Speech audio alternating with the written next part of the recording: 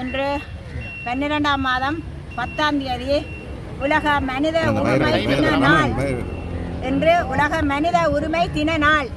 ஆனால் எங்களுக்கு என்றுமே எங்களுக்கு கருப்பு தினம்தான்.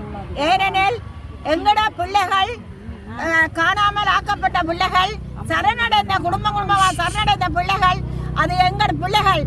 எங்களுக்கு எப்ப எங்களோட பிள்ளைகள் எல்லாம் வந்து சேரினமோ அன்றுதான் நாங்கள் இந்த தினங்களை எல்லாரையும் நாங்கள் அனுசரித்து நாங்கள் கொண்டாடுவோம். இன்று வரை எங்களுக்கு பிள்ளைகள் கிடைக்கும் வரை ஆனால் நாங்கள் இந்த தினத்தை எல்லாம் நாங்கள் கொண்டாட மாட்டோம். அந்த தினமெல்லாம் வந்து எங்களுக்கு கருப்பு தினம்தான், கருப்பு தினம்தான். ஆனபடினால இன்று நாங்கள் துக்க தினத்தை அனுசரிக்கின்றோம். துக்க தினமாக இன்றைய தினத்தில் கொண்டாடுகின்றோம். எங்களோட பிள்ளைகள் இன்றைக்கு 15 வருட காலமாக நாங்கள் இந்த ரோட்டிலேயே போராடி கொண்டு திரிகிறோம். போராட்டம் என்று துவங்கி 7 வருஷமாக நாங்கள் வீதியில் நின்று போராடி கொண்டிருக்கின்றோம். எங்களுக்கு இவ்வளவு காலமும் நாங்கள் பார்த்து கொண்டு தான் இருந்தனாங்க.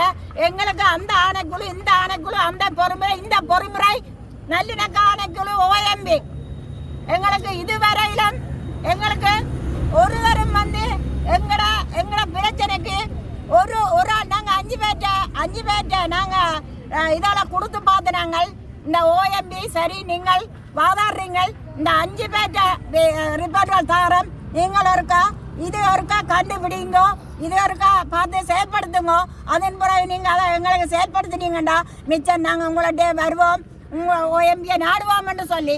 ஆனால் இற்ற வரையும் இல்லை. அந்த கொடுத்த டாக்குமெண்ட்ஸை திளைச்சு போட்டார்கள். அந்த ஓஎம்பி திளைச்சு போட்டார்கள். புற என்ன ஓஎம்பி, புற என்ன நல்லிணக்கம்? எங்களுக்கு ஒன்றும் தேவையில்லை, எங்களுக்கு ஒன்றும் தேவையில்லை. எல்லாருமே இப்போ வந்தவன் தான், அப்போ இருந்தவன் தான், போனவன் தான். எல்லாரும் தமிழர்கள் என்றால் நாங்கள் என்ன பாவம் செய்கிறாங்க? நாங்கள் இந்த உலகத்தில் தமிழர் பிறந்தது பாவமா என்ன? நாங்கள் சிறுபான்மை ஒதுக்கி கேட்குறீங்களா? நீங்கள் எல்லாரும் உங்களோட பிரச்சனை எல்லாம் பார்த்து கொண்டிருக்கிறீர்கள். ஆனால் எங்களோட பிரச்சனைகள் ஒன்றையும் காதலியை எடுக்கிறீங்கள் இல்லை. ஆனபடினால்தான் நாங்கள் எங்களுக்கு இங்கே உள்நாட்டு பொறிமுறையும் வேண்டாம், உள்நாட்டு பிரச்சனைகளும் எங்களுக்கு வேண்டாம். நாங்கள் சர்வதேசம் என்ன செய்தோ, சர்வதேசம் எங்களுக்கு நீதியை பெற்றுத்தர வேண்டும்.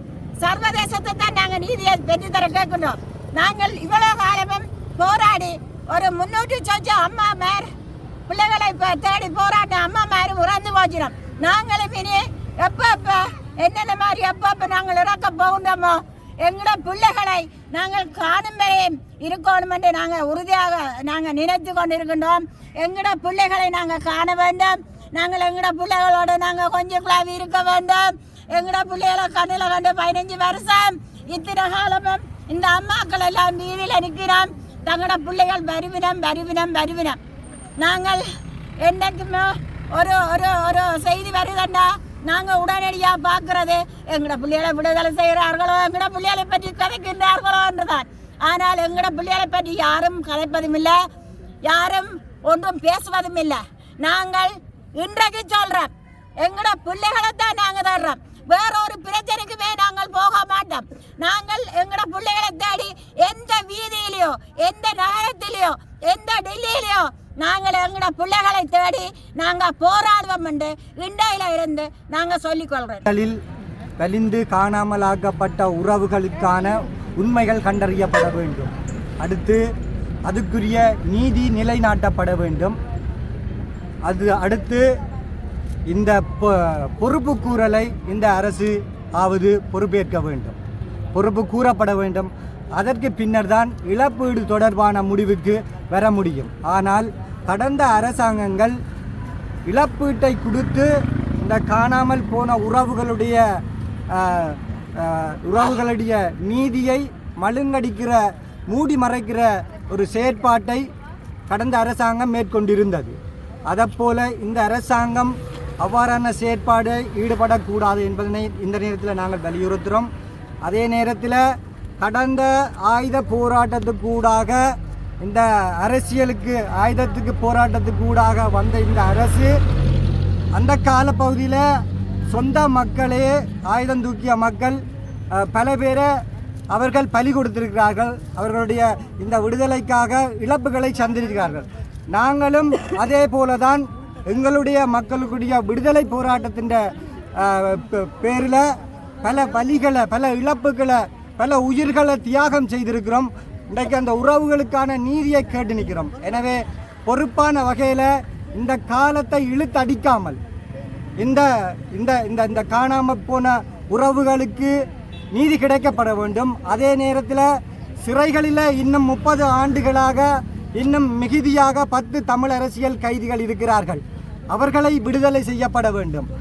இன பிரச்சனையினுடைய தீர்வுக்கு முன்னர் எங்களுக்கு ஒரு நம்பிக்கை ஏற்பட வேண்டும். தமிழ் மக்களுக்கு ஒரு நம்பிக்கை ஏற்படுத்துவதற்கு ஒரு நல்லிணக்க சூழல் உருவாக்கப்பட வேண்டும் என்றால் கைதிகள் விடுவிக்கப்பட வேண்டும். காணாமல் போன உறவுகளுக்குரிய தீர்வு தரப்பட வேண்டும். மேற்கொண்டு தொடர்ந்தும் நில அபகரிப்புகள் நிறுத்தப்பட வேண்டும். இவ்வாறான விடயங்களுக்கு பின்னர் தான் எங்களுக்கு ஒரு நல்லிணக்கத்தையும் நம்பிக்கையையும் கட்டியெழுப்ப முடியும் என்பதனையும் பொறுப்போடு இந்த அரசுக்கு கூறிக்கொள்ள விரும்புகின்றோம்.